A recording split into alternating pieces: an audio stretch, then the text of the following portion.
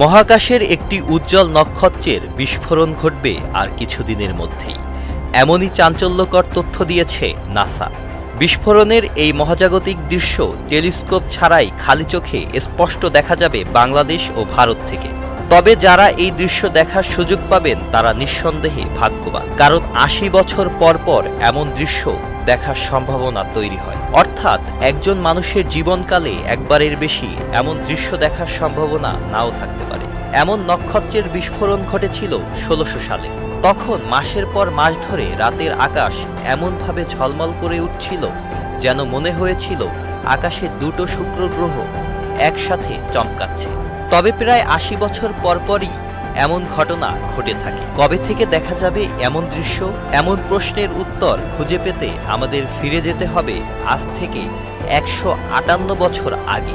১৮৬৬ সালে রাশিয়ার অ্যালেক্সিয়াস ক্যামেনচুক নামক একজন সাধারণ রেলকর্মীর নেশা ছিল রাতের আকাশের তারা দেখা।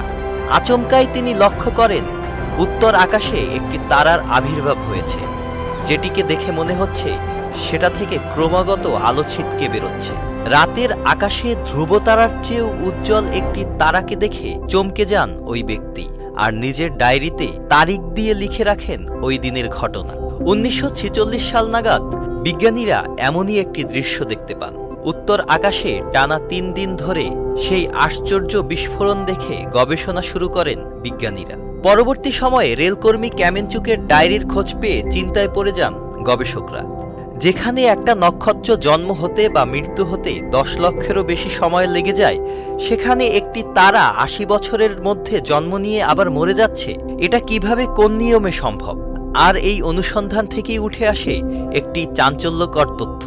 আসলে এই তারকাটির মৃত্যু ঘটে না, শুধু ৮০ বছর পর পর এই তারাটিতে একটি বিরাট বিস্ফোরণ ঘটে। বিজ্ঞানীরা বলছে মহাকাশের এই স্থানে দুটি তারা রয়েছে, একটি ছোট আকারের সাদা নক্ষত্র, অন্যটি লাল বৃহদাকার নক্ষত্র।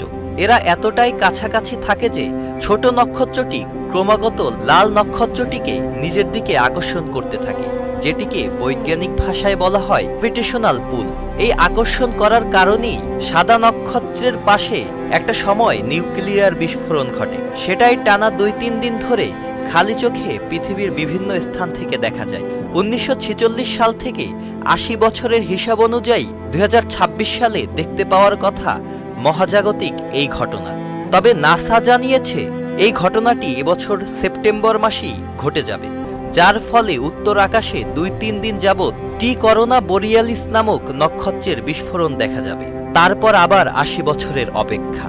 তবে সূর্যের আলো পৃথিবীতে আসতে ৮ মিনিটের বেশি সময় লাগে, আর সেখানে এত দূরের তারা বিস্ফোরণ সাথে সাথে দেখব এমনটা হওয়ার সম্ভাবনা খুবই কম।